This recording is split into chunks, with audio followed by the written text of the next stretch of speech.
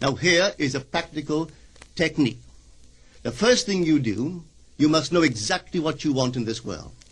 When you know exactly what you want, make as lifelike a representation as possible of what you would see and what you would touch and what you would do and physically moving in such a state. For example, were I to be given this great promotion, what would I do? What would I say? What would I see? How would I act? And then in my imagination, I would begin to see and touch and do and act as I would outwardly see and touch and act were I in that position. You know, people are totally unaware of this fantastic power of the imagination.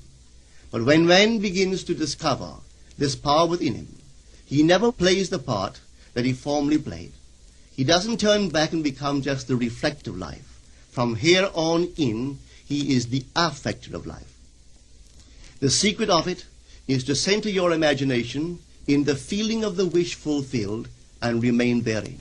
For in our capacity to live in the feeling of the wish fulfilled lies our capacity to live the more abundant life. Most of us are afraid to imagine ourselves as important and noble individuals, secure in our contribution to the world, just because at the very moment that we start our assumption, reason and our senses deny the truth of our assumption. We seem to be in the grip of an unconscious urge which makes us cling desperately to the world of familiar things and resist all that threatens to tear us away from our familiar and seemingly safe moorings. But I appeal to you to try it. If you try it, you will discover this great wisdom of the ancients, for they told it to us in their own strange, wonderful, symbolical form. But unfortunately, you and I misinterpreted their stories and took it for history when they intended it as instruction to simply achieve our every objective. You see, imagination puts us inwardly in touch with a world of states. These states are existent, they are present now, but they are mere possibilities while we think of them. But they become overpoweringly real when we think from them and dwell in them. You know, there's a wide difference between thinking of what you want in this world and thinking from what you want. Let me tell you, when I first heard of the strange and wonderful power of the imagination, it was in 1933 in New York City. An old friend of mine taught it to me.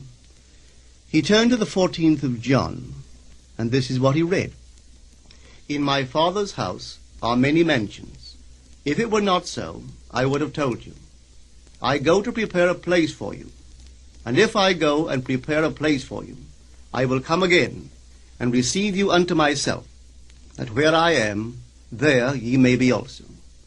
He explained to me that this central character of the Gospels was human imagination. That mansion was not a place in some heavenly house, but simply my desire. If I would make a living representation of the state desired, and then enter that state and abide in that state, I would realize it. At the time, I wanted to make a trip to the island of Barbados in the West Indies, but I had no money.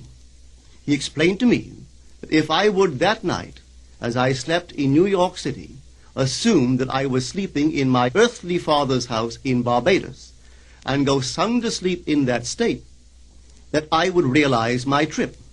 Well, I took him at his word and tried it. For 1 month, night after night, as I fell asleep, I assumed I was sleeping in my father's home in Barbados. At the end of my month, an invitation from my family came, inviting me to spend the winter in Barbados. I sailed for Barbados the early part of December of that year. From then on, I knew I had found this Savior in myself. The old man told me that it would never fail. Even after it happened, I could hardly believe that it would not have happened anyway. That's how strange this whole thing is. On reflection, it happens so naturally. You begin to feel or to tell yourself, well, it would have happened anyway. And you quickly recover from this wonderful experience of yours. It never failed me if I would give the mood, the imagined mood, sensory vividness. I could tell you unnumbered case histories to show you how it works. But in essence, it's simple. You simply know what you want. When you know what you want, you're thinking of it. That is not enough. You must now begin to think from it. Well, how could I think from it? I am sitting here, and I desire to be elsewhere. How could I, while sitting here physically, put myself in imagination at a point in space removed from this room and make that real to me? Quite easily. My imagination puts me in touch inwardly with that state. I imagine that I am actually where I desire to be. Now, can I tell that I am there? There is only one way to prove that I am there. For what a man sees when he describes his world is as he describes it relative to himself. So what the world looks like depends entirely upon where I stand when I make my observation. So if, as I describe my world, it is related to that point in space I imagine that I am occupying, then I must be there. I am not there physically, no, but I am there in my imagination, and my imagination is my real self. And where I go in imagination and make it real, there I shall go in the flesh also. When in that state I fall asleep, it is done. I have never seen it fail. So this is the simple technique on how to use your imagination to realize your every objective.